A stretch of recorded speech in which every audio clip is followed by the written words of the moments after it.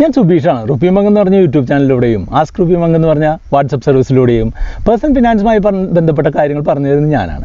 ഇന്നത്തെ ഈ ചെറിയ വീഡിയോയിൽ നമ്മൾ പറയാനായിട്ട് പോകുന്നത് അപ്പർ സർക്യൂട്ട് ലോവർ സർക്യൂട്ട് എന്ന് നിങ്ങൾ കേട്ടിട്ടുണ്ടോ? അത് എന്താണെന്ന് വെച്ചാൽ അപ്പർ സർക്യൂട്ട് എന്ന് പറഞ്ഞിട്ടുണ്ടെങ്കിൽ ഒരു സ്റ്റോക്ക് ഒരു പ്രത്യേക ദിവസം അതിന് ചെന്നെത്താൻ കഴിയുന്ന ഏറ്റവും വലിയൊരു വില നിശ്ചയിച്ചിട്ടുണ്ടാവും.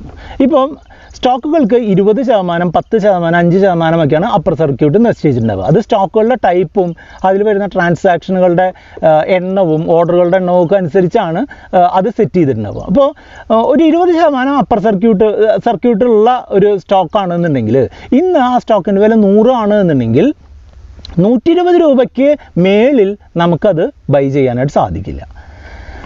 120 ആണ് അതിന് ബൈ ചെയ്യാൻ സാധിക്കുന്ന അല്ലെങ്കിൽ സെല്ല് ചെയ്യാൻ സാധിക്കുന്ന ഏറ്റവും വലിയൊരു എമൗണ്ട്.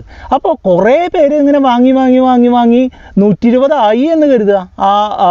ഇതിൻ്റെ സ്റ്റോക്കിൻ്റെ വില 120 ആയി കഴിഞ്ഞാൽ അന്ന് മിക്കവാറും സ്റ്റോക്കുകൾക്ക് അന്ന് മറ്റൊരു ട്രാൻസാക്ഷനും അതിന് മേളിലേക്ക് നടത്താനായിട്ട് സാധിക്കില്ല. ചില സ്റ്റോക്കുകൾക്ക് എന്താ സംഭവിക്കുകയെന്ന് വെച്ചാൽ കുറച്ച് സമയം ഏകദേശം 1 മണിക്കൂറൊക്കെ ആ ട്രേഡിങ് വീണ്ടും അതേ പ്രൈസിൽ കണ്ടിന്യൂ ചെയ്യുകയാണെന്നുണ്ടെങ്കിൽ ആ സർക്യൂട്ട് റിലീസ് ചെയ്യാനും തുടർന്ന് മറ്റൊരു 20%, 10% കൂട്ടാനും കൂടുതലായിട്ട് ട്രേഡ് ചെയ്യാനും സാധിക്കും. അപ്പോൾ ഈ ട്രേഡ് ചെയ്യാനുള്ള നമുക്ക് വാങ്ങാനോ വിൽക്കാനോ പറ്റുന്ന ഏറ്റവും വലിയ എമൗണ്ടിന് അപ്പർ സർക്യൂട്ട് എന്ന് പറയും. അതിൻ്റെ ഓപ്പോസിറ്റാണ് ലോവർ സർക്യൂട്ട്. അതായത് 100 രൂപയുള്ള സ്റ്റോക്ക് ആ ദിവസം 80 രൂപയായിട്ട് താഴ്ന്നു കഴിഞ്ഞിട്ടുണ്ടെങ്കിൽ തുടർന്ന് അത് താഴാനായിട്ട് സമ്മതിക്കില്ല. 20% സർക്യൂട്ടെങ്കിൽ. അപ്പോൾ ഈ നഷ്ടം ആ ദിവസം അവർക്ക് വരാൻ സാധ്യതയുള്ള മാക്സിമം നഷ്ടം 20% ആയിരിക്കും. അങ്ങനെ സർക്യൂട്ട് അടിക്കുന്ന സ്റ്റോക്കുകളിൽ ഇപ്പോൾ ചെറിയ സ്റ്റോക്കുകളിലൊക്കെയാണ് ഈ സർക്യൂട്ട് ഈ അപ്പർ സർക്യൂട്ടും ലോവർ സർക്യൂട്ടും ഒക്കെ കൂടുതൽ കണ്ടിട്ടുള്ളത്. അങ്ങനെയുള്ള സ്റ്റോക്കുകളിൽ ഇപ്പോൾ 2-3 ദിവസമൊക്കെ കണ്ടിന്യൂസ് ആയിട്ട് അപ്പർ സർക്യൂട്ടും ലോവർ സർക്യൂട്ടും വരുന്നതായിട്ട് കണ്ടിട്ടുണ്ട്.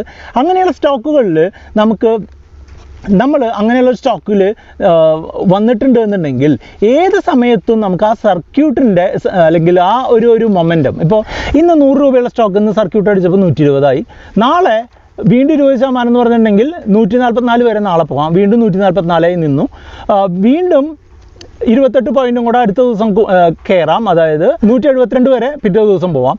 അങ്ങനെ കണ്ടിന്യൂസ് ആയിട്ട് അപ്പർ സർക്യൂട്ടിൽ പോകുന്ന സ്റ്റോക്ക് ഏത് സമയവും തിരികെ വരാനുള്ള സാധ്യതയുണ്ട്. അപ്പോൾ നമുക്ക് അങ്ങനെ ഒരു സ്റ്റോക്ക് ഉണ്ട് എന്നുണ്ടെങ്കിൽ നമുക്ക് ഏറ്റവും ലാഭത്തിൽ വിൽക്കാനുള്ള മാർഗ്ഗം എന്താണെന്ന് വെച്ചാൽ ആ ദിവസം അപ്പർ സർക്യൂട്ട് അടിച്ചു നിൽക്കുന്ന ഒരു ഇതാണ്, അത് റിവേഴ്സ് ചെയ്യാൻ സാധ്യതയുണ്ടെന്ന് അതിൻ്റെ വോളിയം കണ്ട് നമ്മൾ മനസ്സിലാക്കുകയാണ്. വോളിയം കുറഞ്ഞു വരുന്നുണ്ട് എന്നുണ്ടെങ്കിൽ നമ്മൾ എന്താ ചെയ്യേണ്ടതെന്ന് വെച്ചാൽ ഈ 172 ആണ് അന്നത്തെ സർക്യൂട്ട് വില എന്നുണ്ടെങ്കിൽ 171 ഒരു സ്റ്റോപ്പ് ലോസ് മാർക്കറ്റ് ഓർഡർ ഇടുക.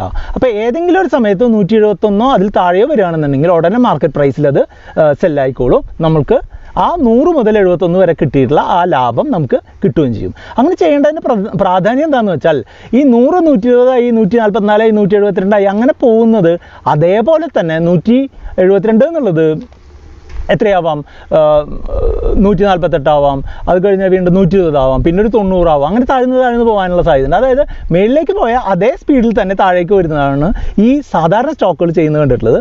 അതുകൊണ്ട് ഈ സർക്യൂട്ടിലുള്ള സ്റ്റോക്കുകൾ പരമാവധി നമ്മൾ സർക്യൂട്ട് പെട്ടെന്ന് അടിക്കുന്ന സ്റ്റോക്കുകൾ പരമാവധി വാങ്ങുകയാണെങ്കിൽ തന്നെ ഈ ഒരു ടെക്നിക്ക് ഉപയോഗിച്ച് നിങ്ങൾക്ക് സെല് ചെയ്യാനായിട്ട് ശ്രമിക്കാവുന്നതാണ്. ഇഷ്ടപ്പെട്ടു എന്നുണ്ടെങ്കിൽ ഈ വീഡിയോ കൂട്ടുകാരുമായിട്ട് ഷെയർ ചെയ്യുക. എന്തെങ്കിലും സംശയങ്ങൾ ഉണ്ടെന്നുണ്ടെങ്കിൽ വാട്സപ്പ് സർവീസിലേക്ക് കോൺടാക്ട് ചെയ്യുക. 8848030018 ആണ് നമ്പർ.